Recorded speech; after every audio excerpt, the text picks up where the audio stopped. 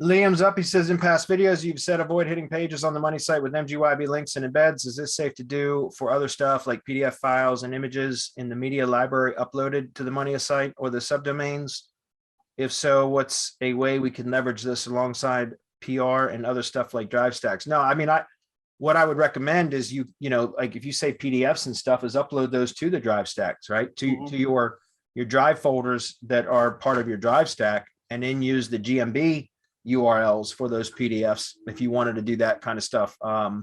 Not from the media library of your site, because then you're still potentially poisoning your site with what's considered spammy links. I mean, again, we talk about throwing kitchen sink spam at GMB stuff, or excuse me, Google properties. So the G site, GMB assets, that kind of stuff, it'll take it, but I wouldn't recommend ever doing that for anything on your money site. You want to keep that stuff at least 2 hops away from the money site, if not even more, if that makes sense. So I would recommend that you don't do that, but you can use those same sort of files that you were just mentioning in your drive stack, right? You can upload them as images to your drive stack folders. You can upload PDFs there.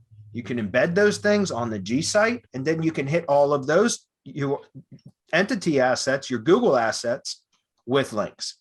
That way you're transferring power through the Google assets back to your money site without actually ever touching your money site with any of those kind of, bulk links, is what I'm saying. Comment? Yeah, you can iframe those on the G site. Correct. And again, place that PDF file in the drive stack. But you can totally iframe it, because we talk about theme mirroring. And one of the ways that we theme mirror is by grabbing that, whatever that category page is, or whatever that website media file is, and then iframing it on a page in the G site, and then hitting that to protect your money site. We're always looking to protect the money site from all of that lovely spam that we do off page.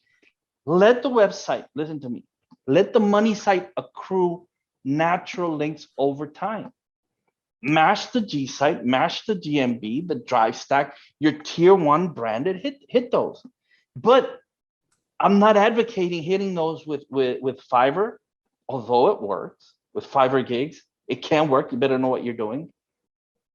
Hit those with tiered link building, so that at least there's relevance in the links that you're getting, because it's relevant links that really power everything up. This is where people are really missing the point.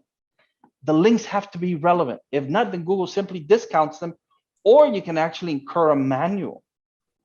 And we saw that just recently with a guy who, for whatever reason, Google decided there was a manual action. I've never seen that on a G site, but it can happen.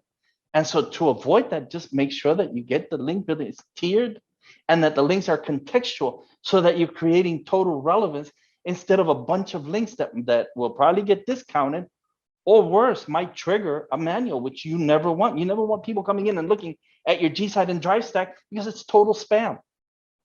So be careful. That's it. Well, it's interesting you say that, because I did a test about a month ago now, and it's still ranking in the number 1 position for the keyword. But I did a test where I optimized a unique article, is entity tuned, and I posted it on Blogger. And then I bought a 75,000 blog comment gig from Fiverr. And I just hammered it with straight exact match anchors. It was a range of exact match anchors, but straight keyword anchor text, exact match anchor text through blog comment spam. And that post is ranked number 1 and has been for a month. Did you see the post in RYS Academy Reloaded? No, I didn't. With that Google Doc ranking number 1 popping out. Well, not ranking number 1. It's a Google Doc popping a rich snippet.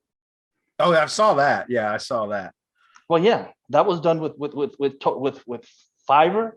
Yeah, Fiverr link building and embed gigs, man.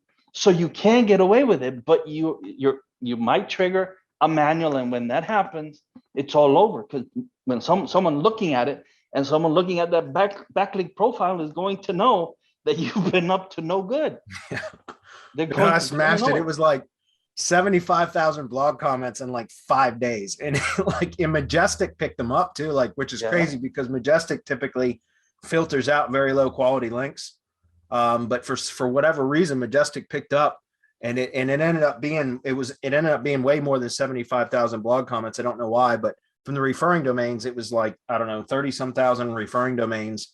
It was just insane. And it was like, and it ranked within, I think, a week. It was ranked to #1 for the specific keyword, and it's still there today. And that was about a month ago. So you can. I'm recommending for people not to do it, but you can't. I'm not telling people to do that. I'm just no, go ahead by all means, Blogger, because you can always build another one. But if you go and hit your money site with this, and that gets de-indexed, it's over, game over. You got to start over. Blogger, you can just do another one, and do it the same way, rank it the same way, because it's free.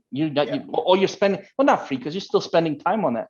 I've hit shit with 5-10 million backlinks from Fiverr. Doesn't matter.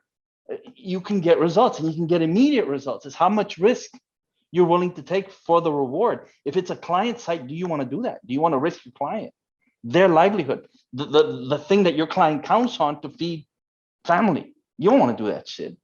So yeah, by all means, test on your shit, on everything that you do. Test it, hit it, smash it. I still wouldn't touch the money. I still don't.